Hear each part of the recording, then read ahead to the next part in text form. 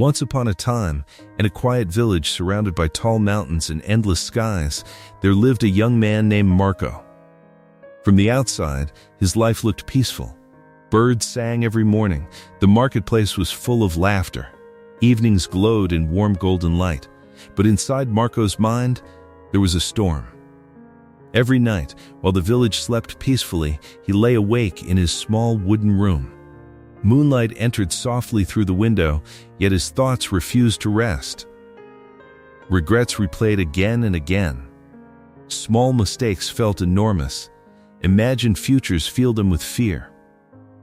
Even in the busy marketplace, surrounded by people talking, children running, dogs barking, Marco felt alone. The world seemed calm, but his mind was loud. One afternoon, he overheard travelers speaking about an old man who lived far in the hills. They said he once helped troubled minds in the city, but left everything behind to live quietly among nature.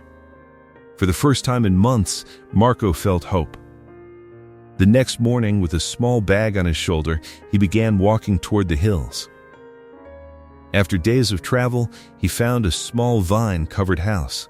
On the porch sat an elderly man, calm and still, as if he belonged to the wind itself. Marco confessed everything. "My mind never stops," he said. "I am tired.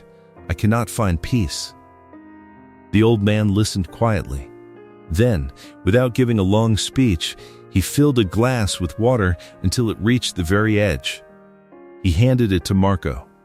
"Walk to the end of the village and return," he said softly. "Do not spill a single drop." It seemed too simple. But Marco obeyed. As he stepped into the village, chaos surrounded him. Children ran past him. Merchants shouted. A dog barked loudly nearby. Normally, these sounds would disturb him. But now, his eyes were fixed on the trembling water. Step by step, slowly, carefully, the world faded. Nothing existed except the present moment and the glass in his hands. When he returned, not a single drop had spilled. The old man looked at him and asked gently, "Did you hear the musicians near the market?" Marco shook his head. "Did you see the children playing?" Again, he said no. "I saw nothing," Marco replied. "I was only focused on the water." The old man smiled. "When you carried the glass," he said, "were you thinking about your past?" "No." "Were you afraid of tomorrow?" "No." And yet, the old man continued, the village was still noisy. Life was still happening. Nothing outside changed. Only your attention changed. Marco began to understand. When your mind stays fully in the present moment, the old man said softly, there is no space for regret. No space for fear. Peace is not something you must find. It is what remains when attention stops wandering. The next morning, Marco began his journey home. At first, he felt light. But as he approached his village, old worries returned. What if nothing changes? What if I fail again? The storm began to rise. Then he stopped walking. He looked at his feet touching the earth. He felt his breath moving in and out. He listened to the wind. Slowly, the thoughts loosened their grip.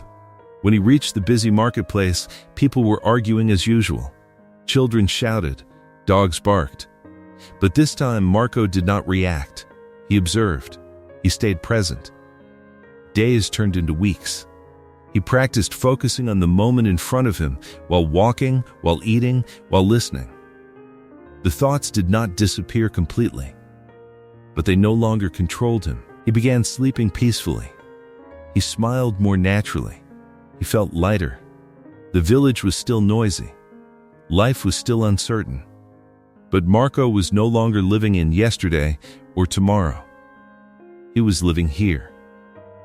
Years later, when someone asked him how he became so calm, he would quietly hand them a glass of water.